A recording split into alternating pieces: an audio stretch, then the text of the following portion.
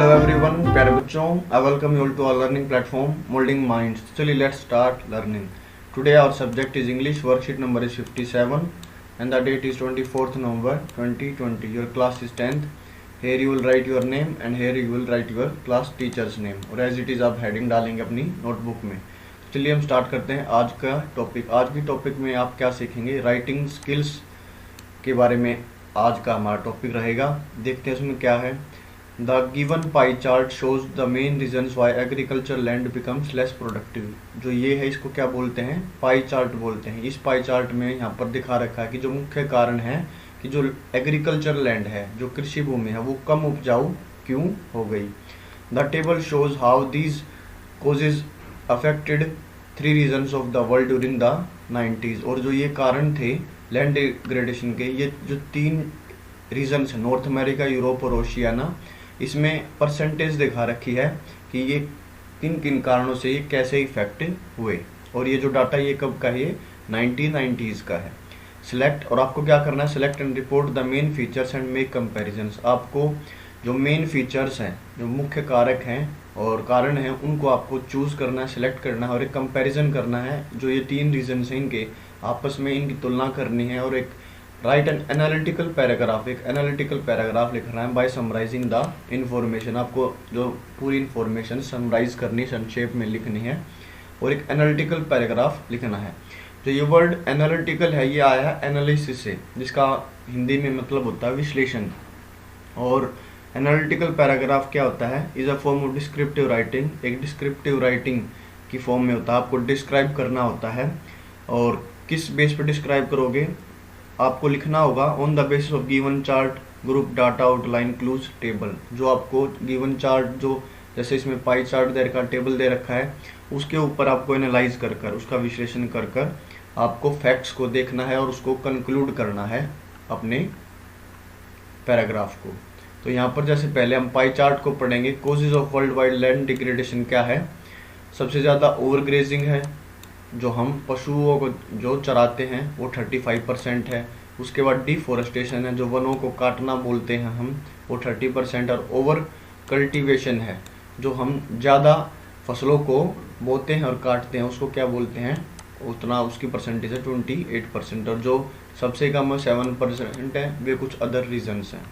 अगर हम इन रीजन्स की बात करें तो इसमें नॉर्थ अमेरिका, यूरोप और ओशियाना दे रखा है। ओशियाना जो सदर्न ईस्ट पार्ट है हमारा, उसको हम ओशियाना कॉन्टिनेंट बोलते हैं, जिसमें ऑस्ट्रेलिया और न्यूजीलैंड भी आते हैं। तो जैसे नॉर्थ अमेरिका में डिफोरेस्टेशन 0.2% है, ओवर कल्टीवेशन 3.3% है, ओवर ग्रेजिंग 1.5% है, एंड टोटल लैंड डिग्रेडेड 5%, जो तीनों रीजन्स में सबसे कम है। यूरोप में डिफोरेस्टेशन 9.8% है, जो सबसे ज़्यादा है। ओवर कल्टीवेशन 7.7%, जो तीनों रीजन में सबसे ज़्यादा है। और ओवर ग्रेजिंग 5.5% है। ओवरऑल जो टोटल लैंड डिग्रेडेड आया है डिग्रेड से। डिग्रेड का मतलब होता है जो क्वालिटी होती है उसको डाउन कर देना, उसका वो जिस क्वालिटी पर आज एग्जिस्ट कर रही है उससे वो कम क्वालिटी पे आ जाए। तो जो लैंड है उसकी जो क्वालिटी है डिग्रेड हो गई, कम हो गई है। और यूरोप की सबसे ज़्यादा इन 3 कॉन्टिनेंट्स में, जो कि 23% है। ओशियाना का अगर डिफोरेस्टेशन की परसेंटेज देखेंगे हम 1.7, over cultivation 0 and over grazing 11.3% और टोटल है 13%। तो इस बेस पर आपको इन दोनों, एक पाई चार्ट है, एक टेबल है, इसको आपको एनालाइज करना है और पैराग्राफ आपको लिखना है। उसके लिए मैंने आपके लिए सैम्पल पैराग्राफ, ये एनालिटिकल पैराग्राफ ये आपके लिए रेडी किया है। आप इससे पढ़ सकते हैं और अच्छी तरह से आप ये पैराग्राफ लिख सकते हैं, इसे क्लू लेकर, और खुद में भी आप इसमें मॉडिफाई कुछ कर सकते हैं। जो ऊपर का टाइटल है वो causes of world wide land degradation. और स्टार्ट करते हैं। स्टार्ट कैसे करेंगे, आप कोई भी ऐसी एक लाइन लिखेंगे जो कि टोन सेट कर दे, जो कि बिल्कुल उसकी स्टार्टिंग जो पॉइंट है कि पढ़ने वाले को भी अच्छा लगे, हाँ हम किसके बारे में पढ़ रहे हैं। तो यहाँ पर मैंने स्टार्टिंग लिखा है, the human body needs energy to work and to support its function. जो ह्यूमन बॉडी को एनर्जी चाहती है, किसके लिए, काम करने के लिए, और उसके जो फंक्शंस हैं, जो बॉडी पार्ट्स हैं, उनको सपोर्ट करने के लिए। Food is the source by which we get energy, और किससे एनर्जी मिलती है, हमें फूड से मिलती है। And agriculture land is the primary source from which we get food in many forms by planting trees and crops. और food कहाँ से मिलता हमें? एग्रीकल्चर लैंड हमारा जो प्राइमरी प्रमुख सोर्स है जो कि हमें फूड देता है इन मैनी फॉर्म्स, काफ़ी तरीकों, जैसे हम ट्रीज को प्लांट करते हैं, क्रॉप्स को प्लांट करते हैं। But the given pie chart and the table shows that we are doing something wrong with our agricultural land. लेकिन जो पाई चार्ट है वो हमें दिखा रहा है कि हम कुछ ना कुछ अपनी एग्रीकल्चर लैंड के साथ हम कुछ ना कुछ गलत कर रहे हैं। और इसमें क्या है, जो सेकंड पैराग्राफ स्टार्ट करेंगे हम यहाँ से। The pie chart introduces the main causes of world wide land degradation during the 90s in the percentage scale, whereas the table shows reasons of land degradation of North America, Europe and Oceania।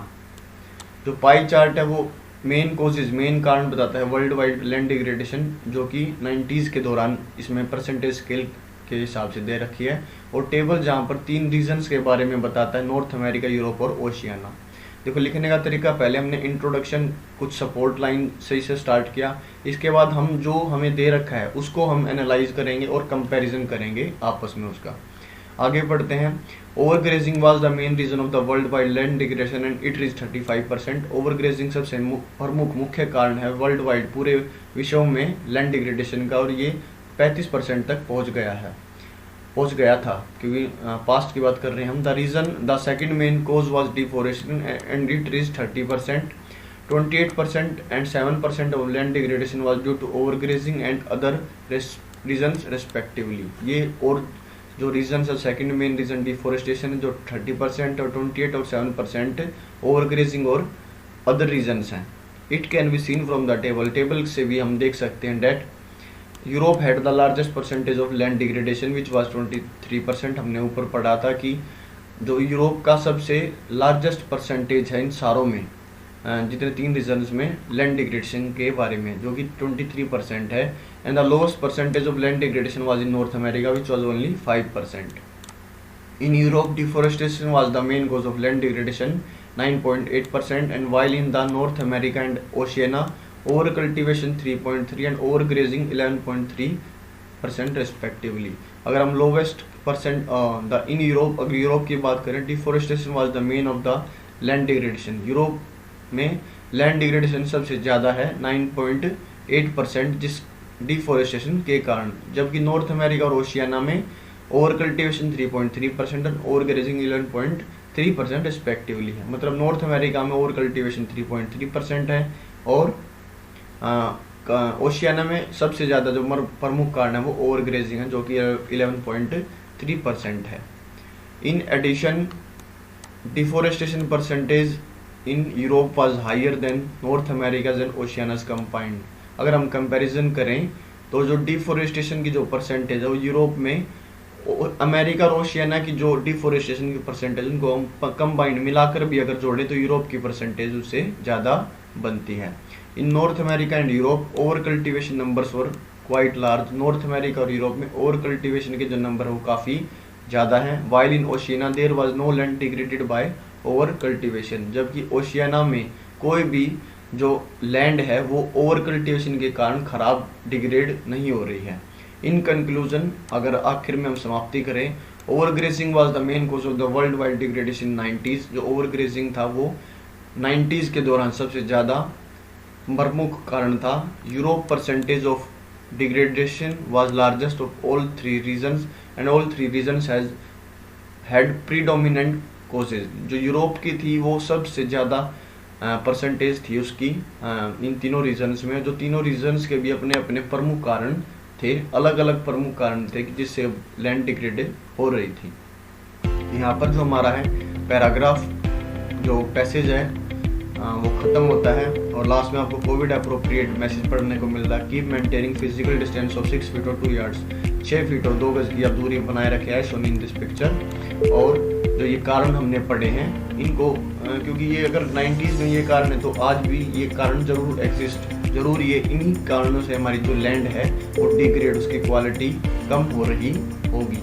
तो आप इन चीज़ों पर भी ध्यान दें कि आप जब भी कृषि, हर व्यक्ति कृषि नहीं करता, लेकिन मोर देन 40% हमारे में जो इंडिया में कृषि करते हैं, एग्रीकल्चर लैंड के ऊपर ही उनकी जीविका बेस्ड है। तो इन चीज़ों का ध्यान रखें जिससे हमारी जो लैंड है वो अच्छी रहे, और लैंड अच्छी रहेगी तो हमारी फसल भी अच्छी होगी। And if you like this video then hit the like button, subscribe our channel, hit the notification bell, share with friends and keep watching supporting our channel moulding minds. जय हिंद, जय भारत। मिलते हैं आप सबसे अगले वीडियो में।